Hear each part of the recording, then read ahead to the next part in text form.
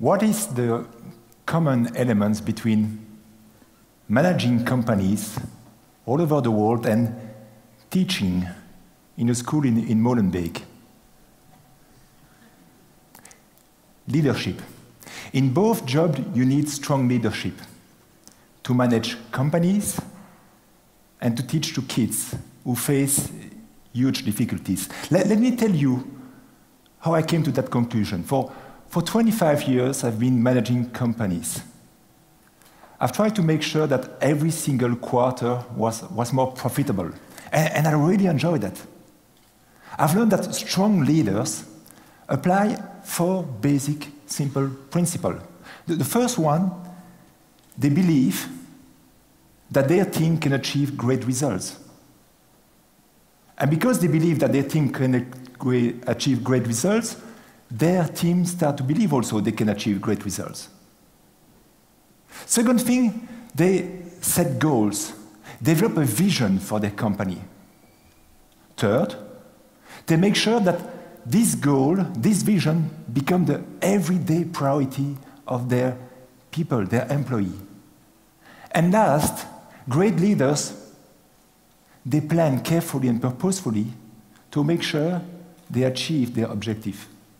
I mean, that's what great leaders are doing. And I've tried to do that for 25 years. I mean, it's really a tough job. 4 years ago, I was in my mid-40s, and I faced what we call a midlife crisis. A midlife crisis is a very simple concept. I mean, suddenly you realize that living is not forever. I mean, it's a little bit like a ghost curve. You know, you're at the top of the hill, and suddenly you see the end at the horizon. And you ask yourself this basic question, what do I do now? I mean, which track do I take to go down the hill? I mean, do I take the same track, or do I take another route to go down? I mean, personally, I felt the need to give more sense to what I was doing. And so I totally changed my professional career. From a CEO, I became a teacher in Molenbeek, in what some magazine called the Bronx of Brussels. I'm teaching the professional section to kids or young adults between 15 to 22 years old, mostly coming from the Moroccan communities. And those children are coming from low social economical backgrounds. I mean, they are what we call underprivileged children. I thought that teaching would be great. I mean, you know, you're working what? 20 hours per week? You have plenty of vacation? You are sitting in front of people eager to learn from you. Well, I'm not sure if there are teachers in the audience today, but you know that the reality is slightly different. I mean, the start of my career was not easy. I mean, my colleague warned me. They told me, Pierre, well, don't put your expectation too high. I mean, their motivation is very low.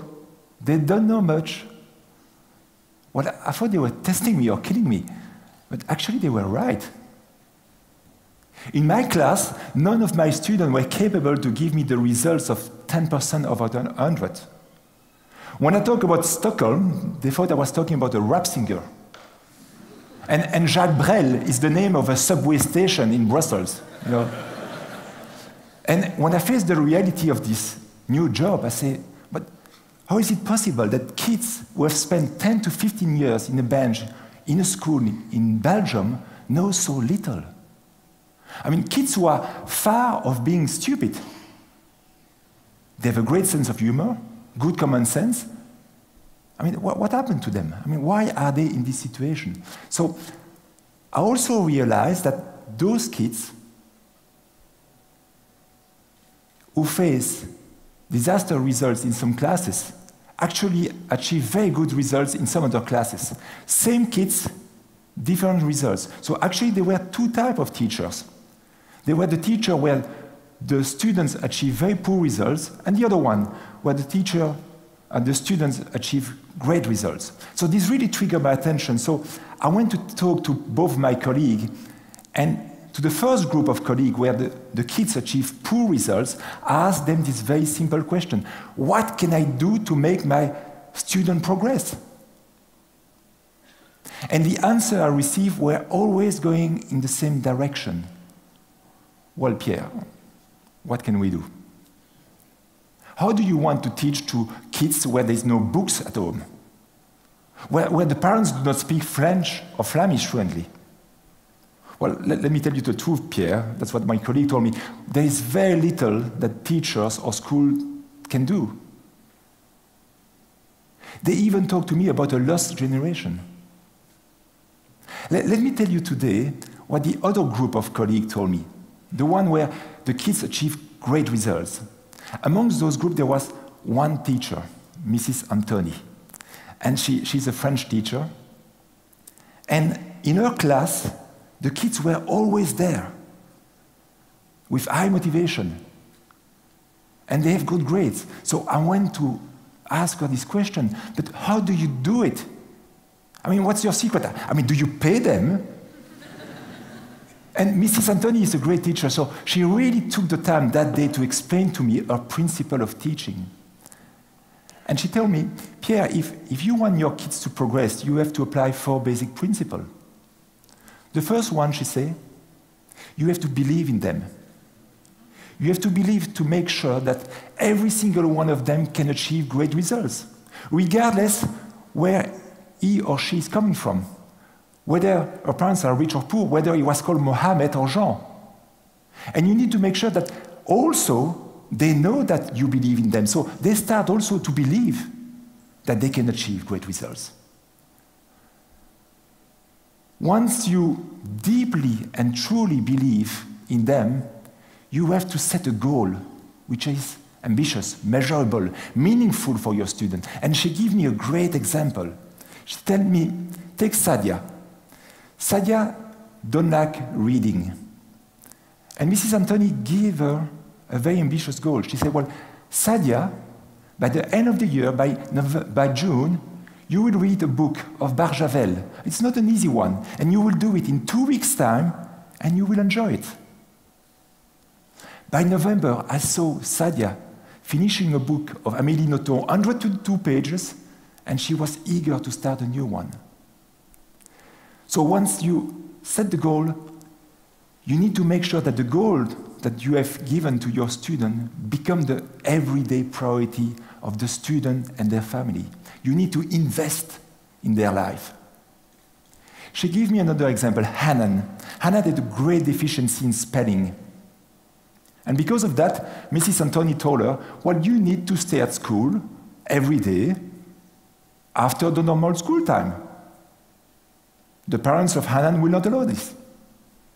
So Mrs. Anthony went to see the parents of Hanan in her home, discussed with them, convinced them, and told her it was the right thing to do for Hanan. Hanan is now spending every Tuesday and Thursday at school, and she's making dramatic progress. The last principle that Mrs. Anthony told me is probably the most difficult one. You have to plan purposefully. From the objective that you have defined, you have to plan backwards to create an efficient path to success. Take Mustafa. Mustafa is one of my students. I mean, he's incapable to concentrate for more than 2 minutes unless you talk about football. Okay? His goal was to be able to summarize in 200 words a very difficult article from Le Monde newspaper. Every week, Mrs. Anthony gave him an article a little bit longer, a little bit more complicated, so that Mustafa was capable to see his own improvement. On that specific day, the 10th of October 2009, Mrs. Anthony probably gave me the best speech, lesson on teaching, but on leadership. Believe in your team. Set goals, like for Sadia. Invest in your student, like for Hanan. And plan carefully, like for Mustafa.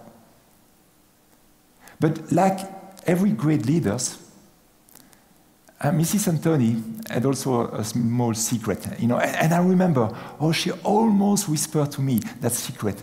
And she told me, Pierre, you and your student will have to work hard because it will not be easy.